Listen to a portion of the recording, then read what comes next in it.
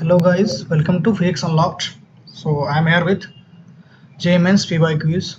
So ये पहला जो क्वेश्चन है इसमें दिया गया है कि एक स्ट्रिंग है, इसको एक व्हील है, व्हील के रिम के अराउंड स्ट्रिंग को रैप कर दिया गया है और स्ट्रिंग को 40 न्यूटन के टेंशन से फोर्स से खींचा जा रहा है इस तरफ।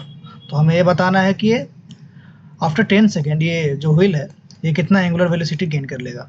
तो फॉर सॉल्विंग दिस प्रॉब्लम हम देखेंगे कि इस सेंटर के अबाउट व्हील के सेंटर के अबाउट कितना टॉर्क आ रहा है। तो torque can be written as force into distance tension into r, और ये टॉर्क का जो वैल्यू होगा, चूँकि ये व्हील है वो अपने सेंटर के अबाउट फ्री टू रोटेट है, तो हम इसको लिख सकते हैं आई इंटू अल्फ़ा। तो हमारे पास यहाँ से अल्फ़ा की जो वैल्यू आ जाएगी टी आर बाई आई। अगर हम टेंशन की वैल्यू यहाँ पे पुट कर दें तो 40 newton into radius is 10 centimeter, centimeter को मीटर में बदल देंगे, divided by moment of inertia is 0.4. So on solving this we will get alpha as 10 radian per second square. तो हमें निकालना है कि एंगुलर स्पीड कितना हो जाएगा। तो एंगुलर वेलोसिटी क्या होगा, omega will be omega naught plus alpha T. क्योंकि ये जो व्हील है वो इनिशियली रेस्ट पे था, तो omega naught will be 0. So omega can be written as alpha into t. तो अल्फा इज 10 और टाइम का वैल्यू 10 सेकेंड है, तो यहाँ पे 100 रेडियन पर सेकेंड आ जाएगा हमारा एंगुलर स्पीड। तो इस क्वेश्चन का जो आंसर होगा वो 100 होगा।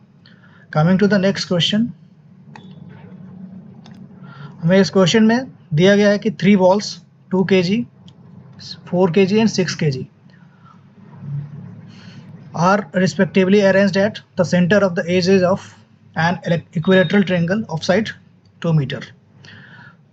So we have to find moment of inertia of this system about axis passing through centroid and perpendicular to the plane of triangle.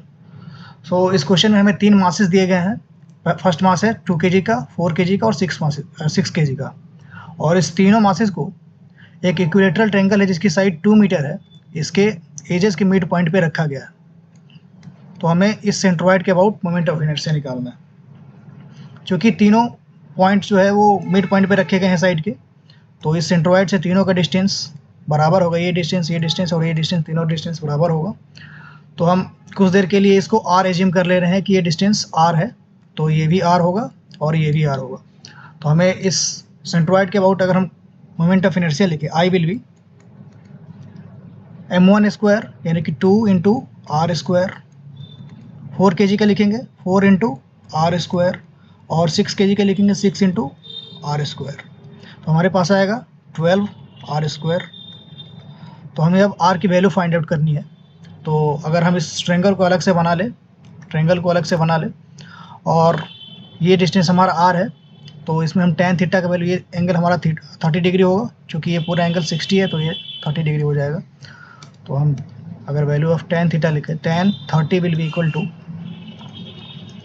r by 1।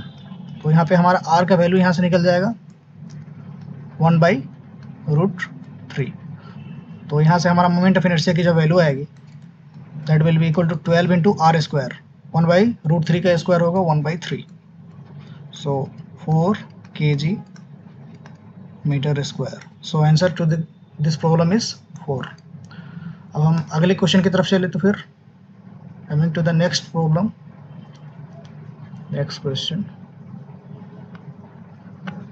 हमारे पास अब जो नेक्स्ट क्वेश्चन है, इसमें बोला जा रहा है कि there is a circular table and it is rotating with angular speed of omega and is rotating with angular speed of omega radian per second about its axis।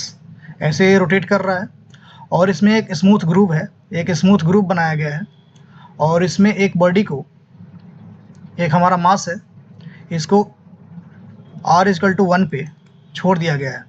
तो हमें ये बताना है कि जब ये रेडियल वेलोसिटी कितना गेन कर लिया होगा with respect to table at the time the ball leaves this table. तो जैसे हम यहाँ पे r इक्वल टू 1 पे छोड़ेंगे, तो इस पर एक रेडियली आउटवर्ड डायरेक्शन में एक फोर्स लग रहा होगा, that will be the centrifugal force, इधर की तरफ लग रहा होगा, जो कि इसको वेलोसिटी दे देगा इस टेबल के रिस्पेक्ट में।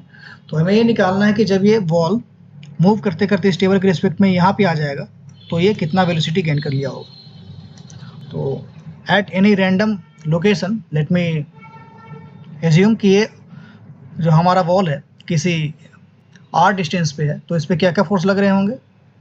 एक रेडियली आउटवर्ड डायरेक्शन में m omega square into r लग रहा होगा, क्योंकि सारे सरफेसेस स्मूथ है तो इस पर कोई भी फ्रिक्शनल फोर्स नहीं लग रहा होगा और कोई भी फोर्स नहीं लग रहा होगा टेबल के रिस्पेक्ट में, अगर इसको हम ऑब्जर्व करें तो net force can be written as, this force can be written as mass into acceleration.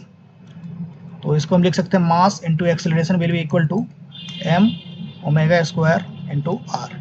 तो हमारे पास एक्सेलरेशन का जो वैल्यू आएगा ओमेगा स्क्वायर इंटू आर आएगा। फर्दर हम एक्सेलरेशन को लिख सकते हैं v into d v by d are.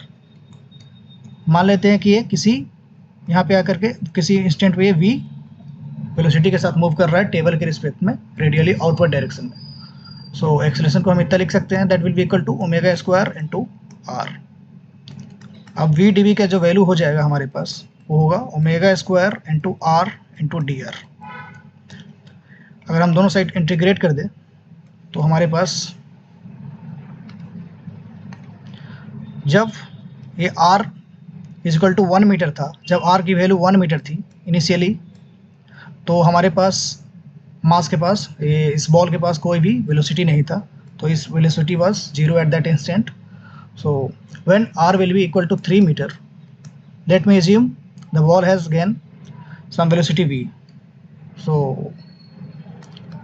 v square by 2 will be equal to omega square into 3 square minus 1 square divided by 2।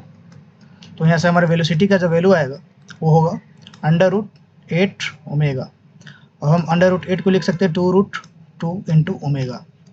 अगर हम अपने वेलोसिटी के एक्सप्रेशन को क्वेश्चन में दिए हुए एक्सप्रेशन से कंपेयर करें, इस एक्सप्रेशन से कंपेयर करें, तो हमारे पास x की जो वैल्यू आएगी वो होगी 2। So 2 is the answer of this question. Now let me solve next question. तो इस क्वेश्चन में दिया गया है कि there is a circular disk that reaches from top to bottom of the inclined plane of length L. When it slips down the plane, it takes time t second, and when it rolls down the plane, it takes this much time. So we have to find alpha in this problem. तो इस question में बोला जा रहा है कि एक circular disc है, इसके टॉप ऑफ द इंक्लाइन से छोड़ा जा रहा है, तो इसको L डिस्टेंस ट्रेवल करने में फर्स्ट केस में जब ये स्लिप करते हुए मूव कर रहा है तो इसको t सेकेंड लग रहा है, और सेकेंड केस में जब ये रोल करते हुए नीचे की तरफ आ रहा है, रोल करते हुए आ रहा है, तो इसको इतना टाइम लग रहा है। तो हमें अल्फ़ा की वैल्यू बताना है।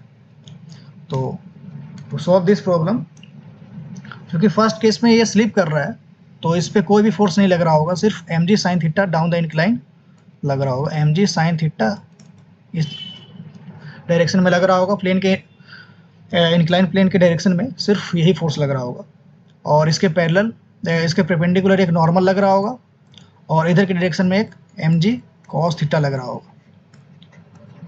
तो ये जब इधर की तरफ अलॉन्ग द इंक्लाइन जब ये मूव करेगा तो लेट मी एज्यूम कि ये इधर की तरफ जो एक्सेलरेशन इसका a है, तो अलॉन्ग द इंक्लाइन अगर हम मोशन लिखे, मोशन का इक्वेशन लिखे, तो mg sin theta will be equal to ma।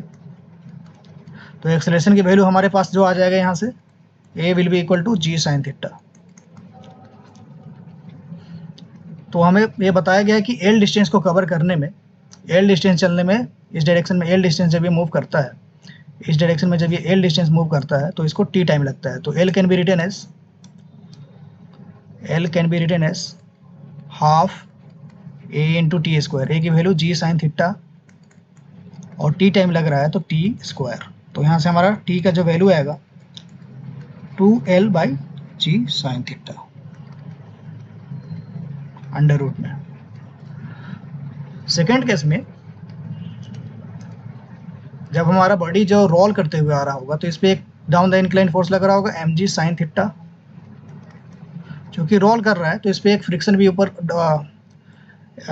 Up the incline लग रहा होगा, फ्रिक्शन, स्टैटिक फ्रिक्शन, और इसके अबाउट एक, जिसके कारण एक टॉर्क जनरेट होगा सेंटर के अबाउट, और ये इसको अल्फा प्रोवाइड कर रहा होगा, एंगुलर एक्सेलरेशन प्रोवाइड कर रहा होगा। और ऐसा मान लेते हैं कि ये डाउन द इंक्लाइन इसका एक्सेलरेशन ए है, तो हम अलोंग द इंक्लाइन अगर इक्वेशन लिखें, NLM इक्वेशन, तो हम लिख सकते हैं mg sin theta minus f will be equal to mass into acceleration, और सेंटर के अबाउट अगर टॉर्क लिखे तो f r will be equal to, since it is disk, that will be equal to I m r square by 2 into alpha, और since it is rolling, pure rolling, so rolling condition अगर लगाएंगे तो a is equal to alpha into r. अगर हम इन तीनों equation को एक साथ सॉल्व करें तो हमारे पास जो एक्सेलरेशन की जो वैल्यू आएगी यहाँ से, वो आएगी 2g sin थीटा बाई 3। तो अब इसको एल डिस्टेंस कवर करने में जो टाइम लग रहा होगा वो ऐसा एज्यूम कर लेते हैं कि t1 टाइम लग रहा है, तो इसको हम लिख सकते हैं हाफ ए टी स्क्वायर, ए की वैल्यू होगी 2g sin theta by 3 into t1 square. तो हमारे पास यहाँ से t1 की जो वैल्यू आएगी वो होगी 2l by 2g sin theta divided by 3, तो 3 ऊपर चला जाएगा। So this is the t1 and this is the, ये हमारा पहले केस में टाइम है, ये हमारा सेकेंड केस का टाइम है। तो अगर हम t1 को t से डिवाइड कर दें,